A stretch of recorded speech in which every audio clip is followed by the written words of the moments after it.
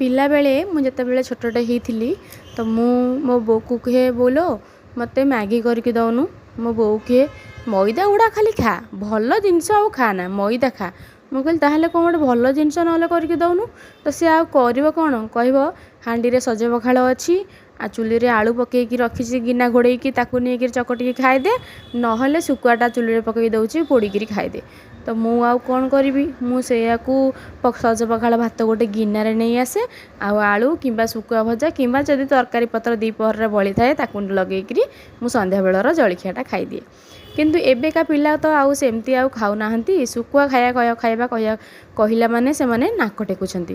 ତ ଆମେ ମାନେ ମାଆ ମାନେ କ'ଣ କରିବା, ଯେଉଁ ଅନହେଲ୍ଦି ଜିନିଷ ଗୁଡ଼ାକୁ ହେଲ୍ଦି ୱେରେ ତାଙ୍କୁ କରିକି ଦେବା ପାଇଁ ସବୁବେଳେ ଚେଷ୍ଟା କରୁଛେ।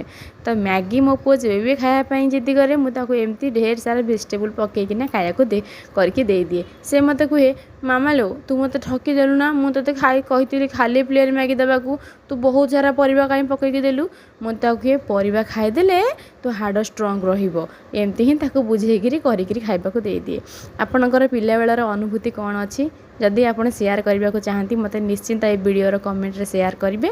ଆଉ ମୋର ତ ପିଲାବେଳର ଅନୁଭୂତି ଏହା ହିଁ ଥିଲା। ଆପଣଙ୍କର କ'ଣ କେମିତି ଥିଲା ସେ ସେୟାର କରିବେ। ରହୁଛି।